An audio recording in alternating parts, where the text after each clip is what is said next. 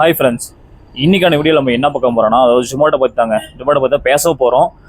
அதுக்கு முன்னாடி பார்த்தீங்கன்னா வச்சுக்கோங்களேன், நம்ம சேனல் இப்போ தான் பார்க்குறீங்க அப்படின்னா மறக்காம நம்ம சேனல் வந்து சப்ஸ்கிரைப் பண்ணிருங்க. அப்படி பெல் ஐக்கன் மட்டும் அப்படி கிளிக் பண்ணிருங்க. அப்போ தான் நான் போகிற ஒவ்வொரு வீடியோ உங்களுக்கு நோட்டிஃபிகேஷன் வரும். வாங்க வீடியோக்குள்ளே போகலாம். ஜொமேட்டோ பற்றி இன்றைக்கி வந்து தெளிவாக பேச போகிறேன். அதாவது எனக்கு தெரிஞ்சதை பேச போகிறேன். பட்டு உங்களுக்கு ஏதாவது சொல்கிறதுனா பாசிட்டிவான நியூஸ் அதாவது உங்களுக்கு தெரிஞ்சிருக்கலாம். எனக்கு பொறுத்தவரைக்கும் அது நெகட்டிவான நியூஸு நான் சொல்கிறேன். வாங்க இப்போ கிட்டத்தட்ட பார்த்தீங்கன்னா பெங்களூர்லேருந்து கிட்டத்தட்ட ஒரு 8 days ஆகும்னு நினைக்கிறேன். 8 daysக்கு முன்னாடி இங்கே ஸ்டே பண்ணிட்டு இருக்கேன். இதுக்கு முன்னாடி பார்த்தீங்கன்னா நான் கடையில் சாப்பிட்ருந்தேன். ஏன்னா இங்கே நடந்து போகிறதுக்கு பார்த்தீங்கன்னா 2 kilometer ஏதாவது சொல்கிறது 2 kilometer இருக்குது. ஆனால் போயிட்டு வரணும் அப்படின்னு பார்த்தீங்கன்னா வச்சுக்கலாம் ரொம்ப முடியல.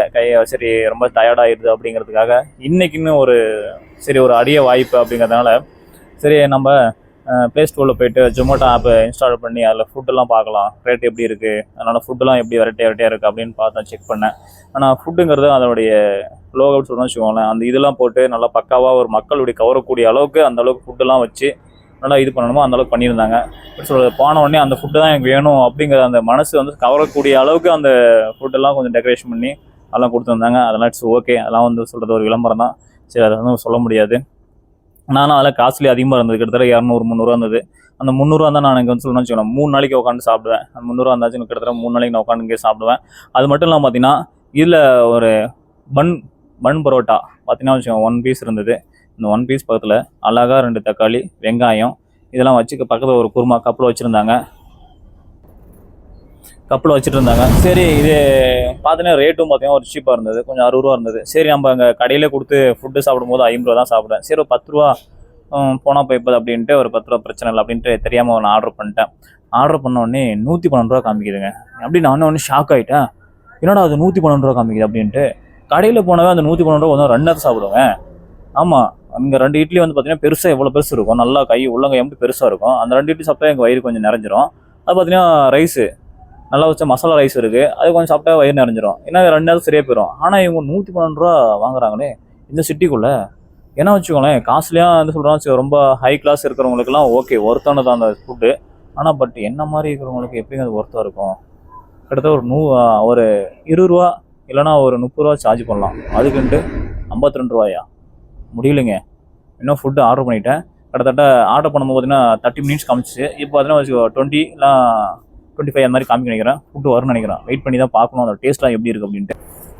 ஆனால் இவ்வளோ ஒரு டெக்கரேஷன்லாம் கொண்டு வந்து கிட்டத்தட்ட ஒரு 60 ரூபா கொடுத்து ஆர்டர் பண்ண வச்சு கிட்டத்தட்ட 112 ரூபா பில்லு காமிக்கிறாங்க ஆர்டர் பண்ணும்போது. ஆனால் இதில் பார்த்தீங்கன்னா சர்வீஸ் சார்ஜு, கால் டேக்ஸி, அப்புறம் டேக்ஸி, அவங்களுக்கு சார்ஜு இதெல்லாம் பார்த்தீங்கன்னா அந்த புரோட்டாவோட விலையை 1 புரோட்டாவோட விலையே வந்து பார்த்தீங்கன்னா ஒரு 200 ரூபா பக்கம் போயிடும் நினைக்கிறேன். அந்த 200 ரூபா இருந்தால் வச்சுக்கோங்க நான் 2 நாளைக்கு உட்காந்து சாப்பிடுவேன்.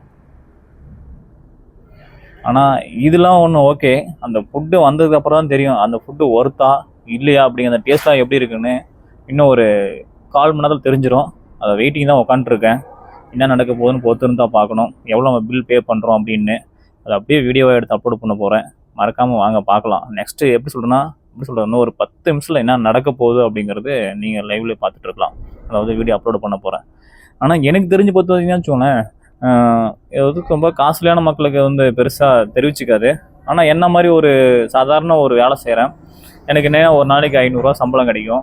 அந்த 500 ரூபா சம்பளம் கிடச்சி நான் இங்கே வந்து ரூம் வாடகை கொடுக்கணும். அது மட்டும் பார்த்தோன்னு வச்சுக்கோங்களேன், இந்த ஃபுட்டு சரி இன்றைக்கி நம்ம கடையில் லாங்கில் போய் சாப்பிட முடியலையே அப்படிங்கிறத இந்த ஃபுட்டு ஆர்டர் பண்ணேன்.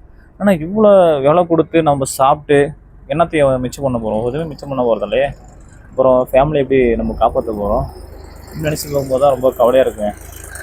ஆனால் நம்ம ஒரு சாதாரண ஒரு ஃபுட்டுக்கே இவ்வளோ ரேட் கொடுத்து வாங்கி சாப்பிட்றோம். இன்னும் ஃப்யூச்சர்லாம் அந்த ஃபுட்டு எவ்வளோ ரேட்டில் போகும் அப்படிங்கிறதே நினச்சி பார்க்கும்போது ரொம்ப கவலையும் ஒரு ஆதங்கமாக இருக்குது. என்னென்னு வச்சுக்கோங்களேன், நாம் இன்றைக்கி சர்வசாதாரணமாக இன்றைக்கி நிலம் கண் கூட நீங்கள் பார்த்துட்ருக்கீங்க. ஏழை மக்கள் வந்து விவசாய மக்கள்லாம் நிறையா விவசாய நிலம் அழிச்சிட்டு ரியல் எஸ்டேட் போட்டு வராங்க. அப்போ அந்த விவசாயம் ஃபுல்லாக இன்னொரு ஜென்ரேஷன் அடுத்த ஜென்ரேஷன்லாம் வந்து விவசாயம் நிலமே சுத்தமாக எனக்கு இருக்கான்னு எனக்கு தோணுது. அப்படி இருக்கும்போது சாதாரணமான அந்த விவசாய நிலமே இல்லாத போது இன்றைக்கி ஒரு 1 பரோட்டா அதாவது பன் பரோட்டா வந்து 60 ரூபா, அதாவது 60 ரூபா விற்கிது. பார்த்தீங்கன்னா ஆர்டர் பண்ணுறப்ப 112 ரூபா, அதாவது சர்வீஸ் சார்ஜ் அவங்களுக்கு வந்து டெலிவரி சார்ஜாக கொடுத்து பார்த்தீங்கன்னா 150 ரூபா 170 ரூபா வந்துடும். ஆனால் அடுத்த ஜென்ரேஷன் காலத்தை பார்த்தீங்கன்னா அந்த 1 பரோட்டாவே வந்து நம்ம 500 ரூபா கொடுத்து வாங்கி சாப்பிட்ற மாதிரி ரேஞ்சுக்கு வந்துட்டு நினைக்கிறேன். என்ன நடக்க போகுதுன்னு தெரியலைங்க. அடுத்தது வந்து உலகம் வந்து அழிய போகுதுன்னு சொல்கிறாங்க. ஆனால் கண்டிப்பாக உலகம் வந்து அழியதுக்கு காரணம் வந்து இதுவாக தான் இருக்கும். உணவு, பசி. இந்த காலகட்டம் வந்து அடுத்த ஜென்ரேஷன் வந்துடும் நான் நினைக்கிறேன். உங்களோட கருத்து உங்களுக்கு என்ன தெரியுதோ அதை மறக்காமல் கமெண்ட் பண்ணுங்கள். ஆனால் அந்த வீடியோ முழுசாக ஸ்கிப் பண்ணாமல் பாருங்கள். அப்படி சொல்லுங்க, அவங்க இன்னும் கொஞ்ச நேரத்தில் வந்துடுவாங்கன்னு நினைக்கிறேன். டெலிவரி சொல்லுன்னா ஜிம்மோட டெலிவரி பண்ணுறவங்க. பார்ப்போம் அவங்க என்ன அந்த எப்படி டெலிவரி பண்ணுறாங்க, சர்வீஸ் சார்ஜ் எவ்வளோ வாங்குறாங்க, நம்ம எவ்வளோ பே பண்ணுறோம் அப்படிங்கிறத நான் பார்ப்போம். அது மட்டும் இல்லாமல் பார்த்தீங்கன்னா அதோட ஃபுட்டு டேஸ்ட் எப்படிங்கிறத நான் உங்களுக்கு ரிவ்யூ சொல்ல போகிறேன்.